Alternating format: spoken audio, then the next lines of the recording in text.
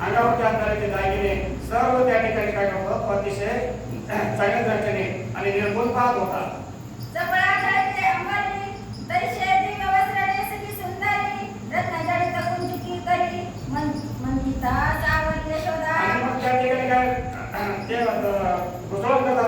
ते मंथन करत असताना त्या असणाऱ्या अंगावरचा पदर खाली पडायचा, तो पदर पुन्हा व्यवस्थित करायचा.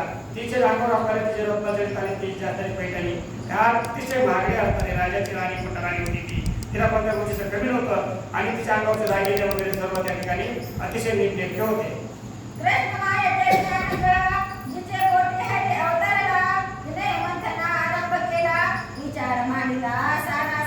आणि मग त्या ठिकाणी काय केले की तो जो असणारा बाल भगवान श्रीकृष्णाचा अवतार आहे, कृष्णारूपामध्ये छोटासा समोर येऊन बसणार आहे.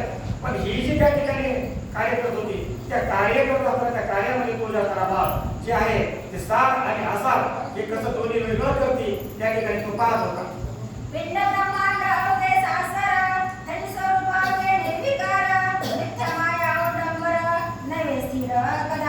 आणि मग त्या ठिकाणी ते स्वरूप होतं त्या आईचं जे होतं पूर्णचे प्रत्येक त्याच्या प्रत्येक स्वर्ग आणि मृत्यू याच्यामध्ये काय सगळ्या गोष्टी बदल होतात आणि तो बदलाचा त्या ठिकाणी शेवटला निष्कर्ष होतो.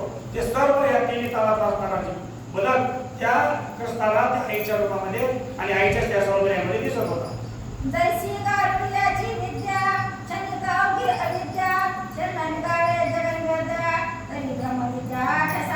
आणि मग त्या ठिकाणी जसं ब्रह्मविद्या अथवा देवदेवतांची विद्या ही वेगळी आहे आणि तिचं जे असणारी ख्याती, तिचं जे असणारं गुण, तिचं जे असणारा गौरव, त्याचं जे असणारी वाखाणणी ही एक वेगळी आहे, मोठी आहे.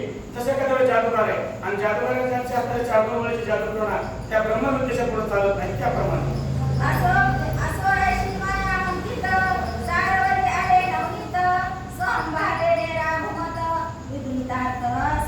आणि मग या ठिकाणी तो जे असणारा मंथन चालू होतं ते मंथन परमात्मा त्या ठिकाणी निर्गुण पाहत होते. आणि मग असं ते मंथन करत असताना पूर्ण पोरात ते गेलेलं आहे आणि त्याच्यामधून जे असणारं ते मंथन करत असताना ते नवनीत आहे म्हणजे ते असणारं लोणी बाहेर आलं. पण हे बाहेर आल्याचा अर्थ असा होतो की आपण जे कोणतं कार्य होऊ घातलं नाही आणि ते कार्य त्या ठिकाणी पूर्णतरीला पार गेलं आणि ते पार झाल्यानंतर त्याचं शेवटला फळ मिळतं.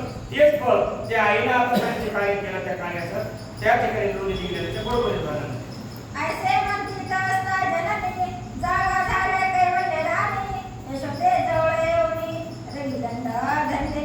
आणि मग त्या ठिकाणी काय झालेलं आहे हे जे असणारे कार्य चालू राहतात ते जे असणारे ती माता यशोदा मंथन करत होती. मंथन करत असताना जे इतर जे आजूबाजूला असणारे काय झाले त्यांना सुद्धा त्या ठिकाणी जाग आली आणि जाग आल्याच्या नंतर त्या ठिकाणी त्यांनी त्या असणाऱ्या आईची आणि त्या ठिकाणी हात धरलेला आहे.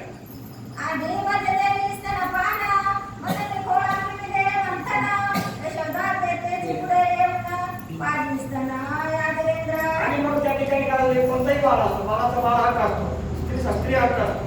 आणि मग तशा पद्धतीनं ही जी बाळ केलं आई त्या ठिकाणी काम करू लागली आणि मंथन करू लागले.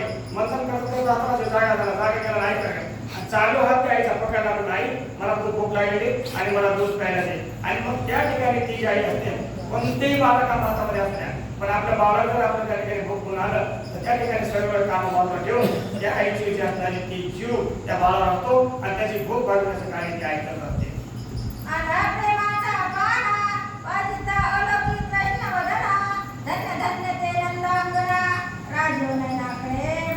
आणि मग आनंद त्या ठिकाणी कसा आहे बघा आपण येऊन काय करतो मोदक लाडू वगैरे सर्व फळावर त्या ठिकाणी तारक घेतो, पूजेचं काम हातात घेतो आणि आपण त्या देवाला वाहण्यासाठी जातो.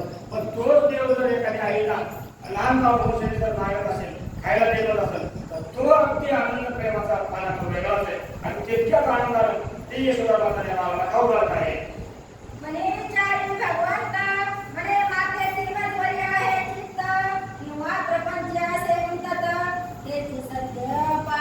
आणि मग त्या ठिकाणी ते बाळाला काय पाहिजे होतं आईचं सौख्य बघायचं होतं. आईचं आपल्यावर किती प्रेम आहे ते पाहिजे होतं. आपण मागितल्यानंतर आपल्याला किती वेळात आई देते त्याच्यावरून ते आईचे प्रेम आहे त्या बाळावर किती कळत असतं. त्याचीच परीक्षा आईकडून हा असणारा बाळ कृष्ण परमात्मा बोलत होते.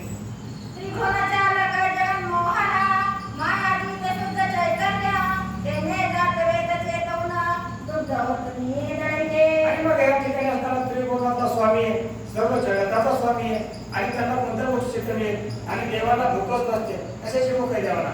भूक ताण वगैरे काही नसतं. ते देव स्वरूपाला मिळाले देव सर्व देवतांचा देव आहे परमात्मा. आणि फक्त या ठिकाणी काय केलंय की भूक लागली म्हणून त्याने त्या ठिकाणी आईची परीक्षा तो घेत आहे. अग्नी संगे दुग्ध कल्पता जननी सदवास येता दोडोनी दिले कृष्णनाथा देवी माता आत्मरेने. आणि मग त्या ठिकाणी काय केलं की आईला त्या ठिकाणी हात धरलाय. आई जेवायला आईला जेवायला म्हणून. आणि मग त्या ठिकाणी तिचं काम पूर्ण झालंय. मग त्या ठिकाणी काय म्हणले असं हे बाबा थोडं थांब इथं मी तुला खायला आणि काहीतरी आणून देते.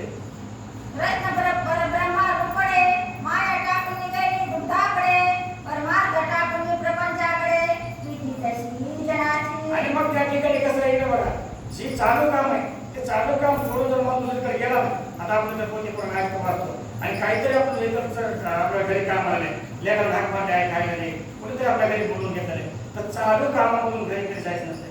ते काम नंतर होईल. पण हे आज गेलेलं आहे किंवा हे गेलेलं बघूया हे गेलेले शब्द तोडून ऐकण्यासाठी हे पुन्हा पुन्हा येणार नाही.